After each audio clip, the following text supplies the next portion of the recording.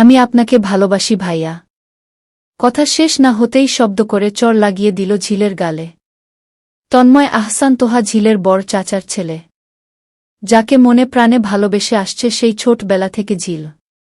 ভালোবাসি কথাটা কখনো ঝিল তন্ময়কে বলতে পারেনি। বলবে কিভাবে? তন্ময় যে খুব রাগী স্বভাবের ছেলে। যদি বলার পর তন্ময় আর ঝিলের সাথে কথা না বলে, যদি ঝিল এর ভালোবাসা না মেনে নেয়, তাহলে কিভাবে ঝিল তন্ময় এর সামনে আসবে? সেই সব কথা ভেবে ভেবেই ঝিলের কখনো বলা হয়নি, আমি আপনাকে ভীষণ ভালোবাসি তন্ময়। কিন্তু আজ যে ঝিলকে বলতেই হবে, তন্ময় এর জন্য মেয়ে দেখা হচ্ছে। বয়স তো কম হয়নি তন্ময়ের। সবার বড় ছেলে তার উপর। বাসায় আরও ছেলে রয়েছে। একে একে সবারই বিয়ে করা হবে। আগামীকাল তন্ময়ের জন্য এক পাত্রী দেখতে যাবে সবাই মিলে। তাই তো সবাই মিলে একত্রিত হয়েছে। সবার ধারণা মেয়ে তন্ময় দেখলেই পছন্দ করে ফেলবে। বাকি সবারই পছন্দ হয়েছে। আর তন্ময় কাল দেখলেই সব ঠিক থাকলে কাল রিং পরিয়ে রাখা হবে। আর সামনের সপ্তাহেই বিয়ে। তাই তো ঝিল সব ভুলে তার ভালোবাসার কথাটা তন্ময়কে বলতে এসেছিল। কিন্তু বলা শেষ না করতেই ঝিলের গালে পর পর 2টা থাপ্পড় লাগায় তন্ময়। তন্ময় লজ্জা লাগে না? ভালোবাসার কথা বলতে এসেছিস, তুই কি আমার বউ হওয়ার যোগ্য? কোনো মুখ নিয়ে আমায় বলতে এসেছিস, নিজেকে নিয়ে ভেবেছিস কখনো? আমি যে মেয়েকে দেখতে যাচ্ছি সেই মেয়ে কি করে জানিস? হাই স্কুলের টিচার, অনেক শিক্ষিত। আর দেখতেও নাকি মাশাল্লাহ। আর তুই সবেমাত্র কলেজে ভর্তি হয়েছিস, আমার বিজনেস সম্পর্কে ধারণা আছে তোর? তবে কোনো সাহসে আমাকে ভালোবাসার কথা বলতে এসেছিস? বোন বলে সব সময় তোকে আদরেই রেখেছি। বাকি সবার থেকে তোকে একটু বেশি আদর করে ফেলেছি। কারণ সবার মা থাকলেও তোর মা বেঁচে নেই। তুই সব সময় একা একা থাকতি। ছোট কাকাও বিজনেসের কারণে তোকে সময় দিতে পারত না। তাই একটু বেশি ভালোবাসা দিয়েছি তোকে। আর তুই? চিহ ঝিল, এই মুহূর্তে তুই আমার সামনে থেকে চলে যা। আর কখনো আসবি না। ঝিলের পা যেন থমকে আছে। কি বলছে এসব? তন্ময় না হয় বলবে সে চায় না ঝিলকে বউ হিসাবে। কিন্তু এত কিছু বলার কি দরকার ছিল?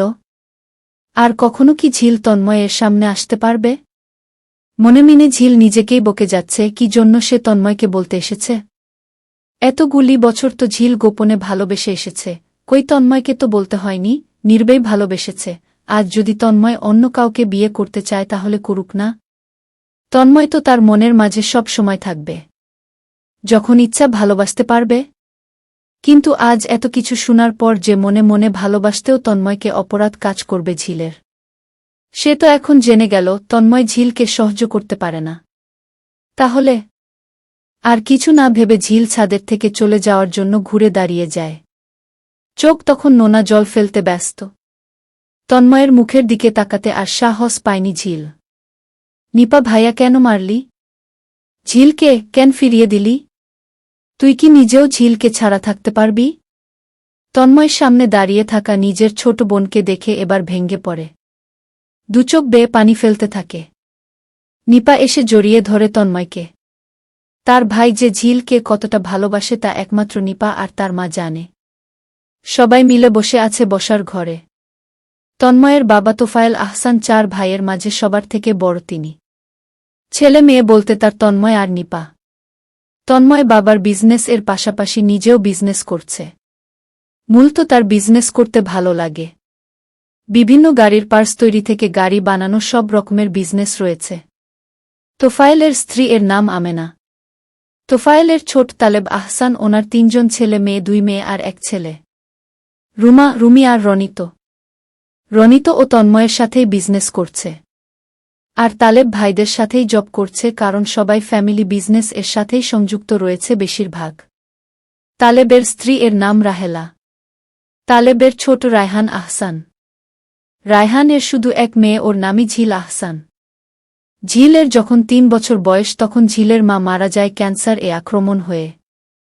এরপর রায়হান আর বিয়ে করেন নাই, কারণ তিনি তার স্ত্রী ঝিনুককে নিজের থেকেও বেশি ভালোবাসতেন।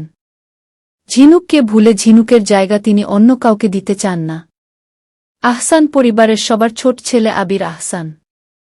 তার 4 জন ছেলে মেয়ে, নেহা, রিয়া, রিক্ত, অর্ণব।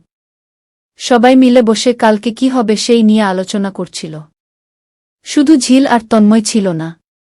সেই জন্য নিপা ঝিলের রুমে গিয়েছিল ঝিলকে ডাকার জন্য, কিন্তু পায়নি, তাই বাসার ছাদের দিকে যাচ্ছিল, কিন্তু গিয়ে যা দেখেছে তা দেখে ভাইয়ের সাথে সাথে নিজের চোখেও জল চলে এসেছে। এতদিন নিপা শুধু জেনেছে তন্ময় একাই পাগলের মতো ঝিলকে ভালোবাসে, কিন্তু আজ জানতে পেরেছে শুধু তন্ময় নয়, ঝিল ও তার ভাইকে ভালোবাসে। কিন্তু ওদের এই ভালোবাসা কি কখনো মিলন হবে? বিষিয়ে তুলছে নিজের মনকে নিপা। নিপার ছোট ঝিল, রুমি, নেহা প্রায় সমবয়সী। তবে রুমি একটু গম্ভীর হওয়াতে সব সময় একা থাকতে পছন্দ করে। নিপার সাথেই বেশি সময় কাটায় ঝিল আর নেহা। কখনো তবুও বুঝতে পারেনি নিপা যে ঝিল তন্ময়কে পছন্দ করে। পরের দিন বাসার সকলেই মিলে রেডি হয়েছে। সকলেই যাবে তন্ময়ের হবু বউ দেখতে। সবাই ধরে নিয়েছে আজ একটা কিছু হবেই, কারণ তন্ময় অনেক মেয়েকে নাকচ করে দিয়েছে, কিন্তু এই মেয়ের ছবি দেখার পর সরাসরি নাকচ করেনি। কেন করেনি তা শুধু নিপা বুঝতে পারছে। নিপা জানে, আর যাই হোক এই বিয়েও তন্ময় করবে না, কিছুতেই না। শুধুমাত্র পরিস্থিতি সামাল দিতে এই যাওয়া। সবাই গাড়িতে বসেছে, 3টি গাড়ি যাবে, বাচ্চারা সবাই এক গাড়িতে বসেছে। ঝিলকে না দেখে সবার মাঝে রায়হান রুমাকে জিজ্ঞেস করে, আম্মু ঝিল আসেনি? রুমা, কই, দেখছি না তো চাচ্চু। রায়হান, আচ্ছা আমি গিয়ে নিয়ে আসছি। নিপা, চাচ্চু। রায়হান, হ্যাঁ আম্মু। নিপা, আমি যাই? আমি নিয়ে আসি ঝিলকে। রায়হান, আচ্ছা। নিপা, ঝিল আর কত ঘুমাবি, উঠে পড়, সবাই নিচে তোর জন্য অপেক্ষা করছে। যাবি না? ঝিল, না আপি, আমার ভালো লাগছে না এখন। তোমরা আজকে যাও, আমি বিয়ের দিন যাব। নিপা, ভালোবাসার মানুষের বিয়ে মানতে পারবি? ঝিল। নিপার কথা শুনে লুকিয়ে রাখা কান্না এখন আবার বের হয়ে আসছে। নিপার বুকে ঝাঁপিয়ে পড়েছে ঝিল। ঝিল, আমি কিভাবে মেনে নেব আপু? আমি কিভাবে ভাইয়ার পাশে অন্য কাউকে মেনে নেব? আমি পারব না আপু। আমি। নিপা, এভাবে কাঁদিস না ঝিল। তুই ফ্রেশ হয়ে আয়, আমরা নিচে অপেক্ষা করছি। আমি দেখছি কি করা যায়। ঝিল, আমি যাব না। নিপা, তুই যাবি, চল। ঝিল, আমায় একটু একা থাকতে দাও প্লিজ আপু। আমি যেতে পারবেও না। আমি ভাই।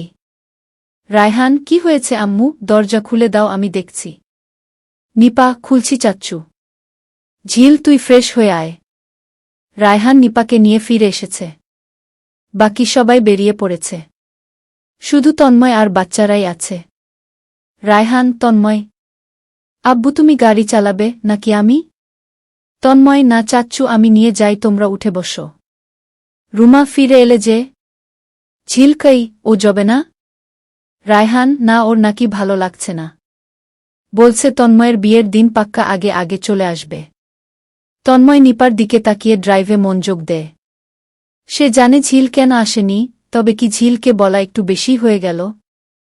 সারা দিন নিজের রুমেই ছিল ঝিল। বর্তমানে কেউ বাসায় নেই। সকলেই তন্ময়ের জন্য মেয়ে দেখতে গেছে। ঝিলের আর্তনাদ এ বাসার আর কেউ শুনেনি। তাই ঝিল এবার রুমের বাইরে গেছে। কাল রাত থেকে আজ দুপুর পর্যন্ত কিছুই খায়নি ঝিল। এবার প্রচণ্ডভাবে ক্ষুধা লেগে গেছে। নিচে গিয়ে রান্না করে রাখা খাবার খেয়ে আসে। এই মুহূর্তে তার কিছুই ভালো লাগছে না। তন্ময়কে সে কি করে ভুলে যাবে? আজ কি সত্যই তন্ময়ের সাথে ওই মেয়েটার রিং বদল হয়ে যাবে? ঝিল নিজের রুমে গিয়ে বসে পড়ে। একটা বই হাতে নিয়ে অয়থা খুলে নিয়ে সামনে বসে থাকে। ফোন বেজে চলেছে ঝিলের। ঝিল, হ্যাঁ আব্বু, বলো। রায়হান, কেমন লাগছে এখন, খাবার খেয়েছিস? ঝিল, ভালো আব্বু। আর আমি খাবারও খেয়ে নিয়েছি। রায়হান, আমরা আর কিছুক্ষণের মাঝে ফিরে আসছি, তুমি চিন্তা করো না। ঝিল, আচ্ছা এসো। নিপা, ছোট আব্বু ফোনটা একবার আমার কাছে দাও। নিপা, হ্যালো ঝিল। ঝিল, হ্যাঁ আপু। নিপা, আসছি আমরা। আজ তন্ময় ভাইয়ার রিং পরানো হয়নি। ভাইয়াও ফিরে আসছে। ঝিলের এই কথা শোনার পর মনটা অটোমেটিক কিছুটা ভালো হয়ে গেল। এ কি? তাহলে কি তন্ময় অন্য কারো হয়ে যাচ্ছিল বলেই ঝিলের এত কষ্ট লাগছিল? কিন্তু আজ না হয় কাল তো তন্ময় অন্য কারোর হয়েই যাবে। ঝিল, তা শুনে আমার কি? সে তো আমায় ভালোবাসে না, সে তো তার যোগ্যমতো মেয়ে চায়। আমি কি তার জন্য ঠিক? আমি কি দেখতে অপ্সরী? যে আমার লাভ হবে ওনার বিয়ে না হলে? নিপা একটু হাসল, তারপর কল কেটে দিল। ঝিল খুশিতে এক দৌড়ে তন্ময়ের রুমে গেল। এই রুমে তন্ময় থাকাকালীন সময়ে কেউ আসতে পারে না, কারণ তার রুমে কারো প্রবেশের অনুমতি নেই। ঝিল গিয়ে তন্ময় এর বিছানায় শুয়ে পড়েছে।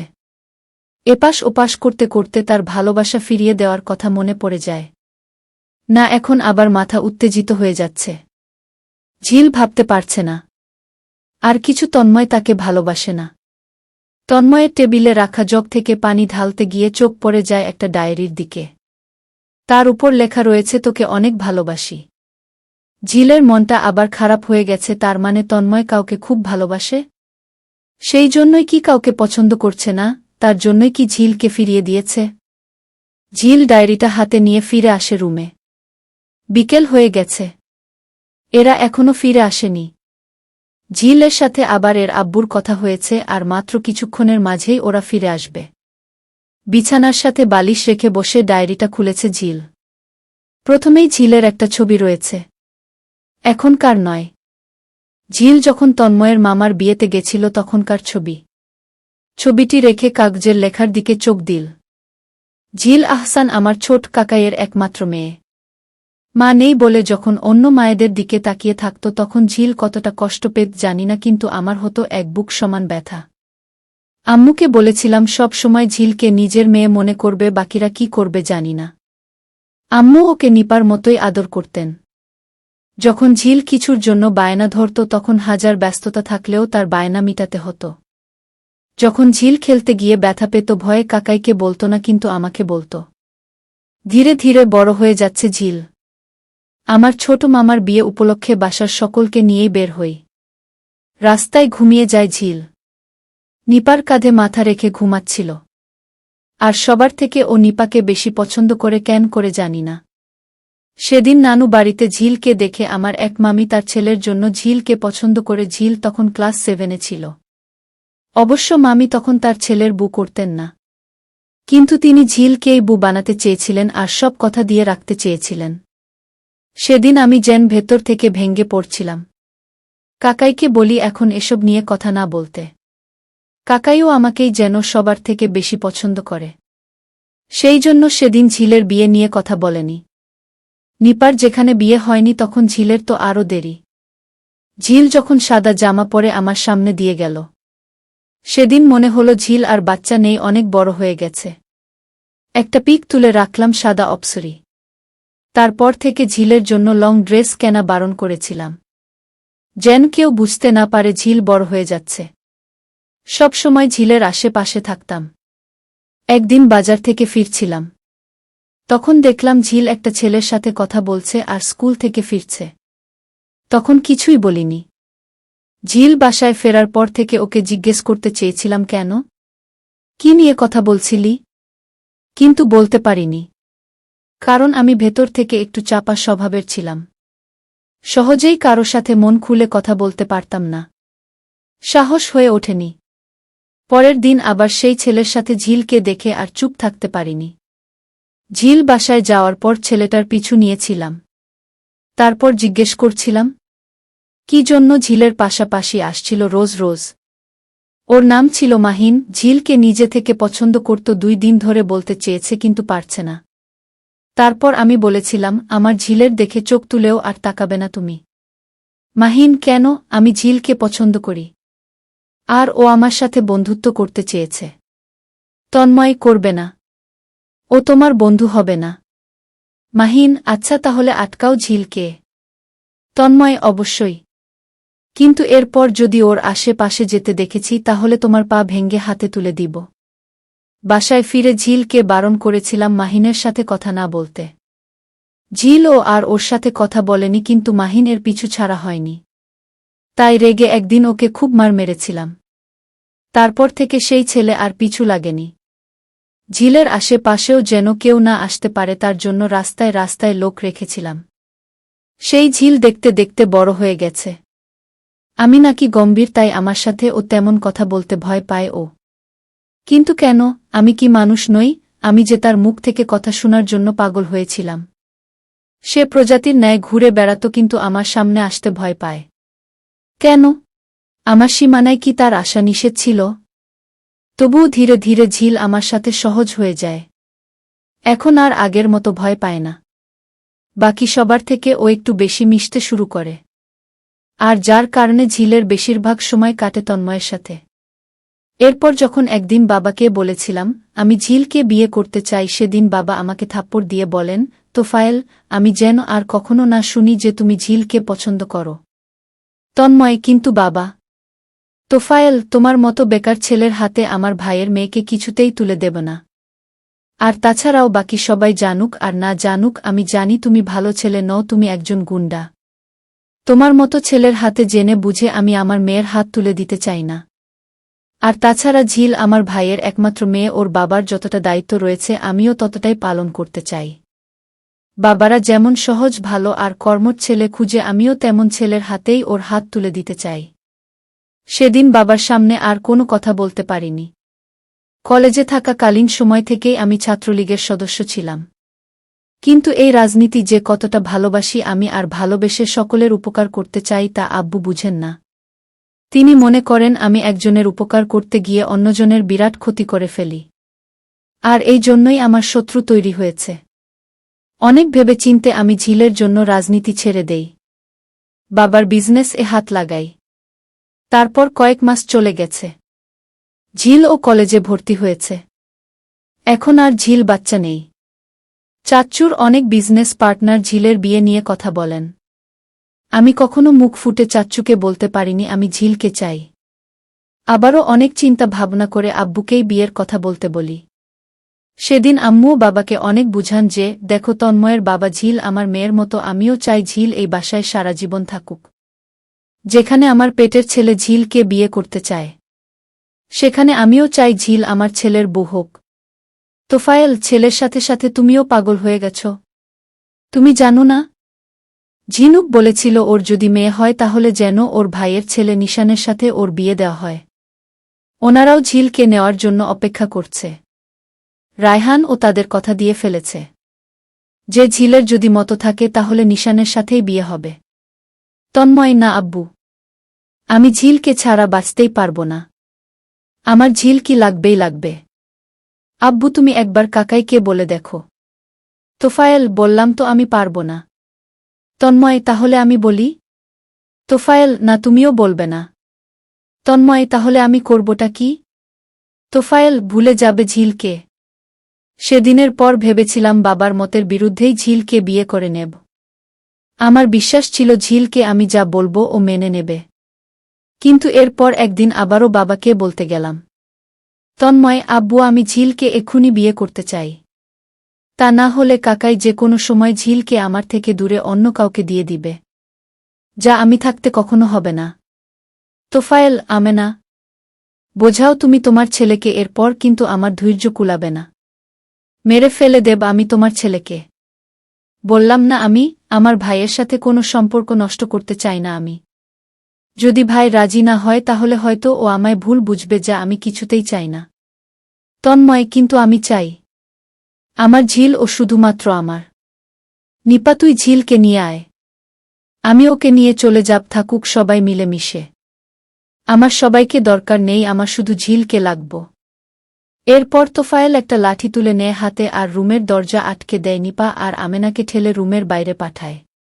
তারপর বেধড়কভাবে পেটাতে থাকে। তারপর দিন তন্ময় আর বাইরে যায়নি। যাবে কিভাবে? হাত পা সব জায়গায় মেরেছে যেন তন্ময় চলাচল করতে না পারে বেশ কিছুদিন। পরিবারের বাকি সবাইকে মিথ্যা বুঝানো হয়েছিল আমি অ্যাক্সিডেন্ট করেছিলাম। বোকা ঝিল তখন আরও আমার আশেপাশেই থাকত। ওর মুখের দিকে তাকালেই মনে হতো শুধু এইটুকু কেন আরও সহ্য করে নেব আমি। এরপর আরও অনেকবার বাবার হাতের শক্ত মার খেয়েছি। যে তন্ময়কে কেউ ফুলের টুকা দিতে ভয় পেত সেই তন্ময় ঝিলের জন্য হাজার আঘাত পেয়েছে।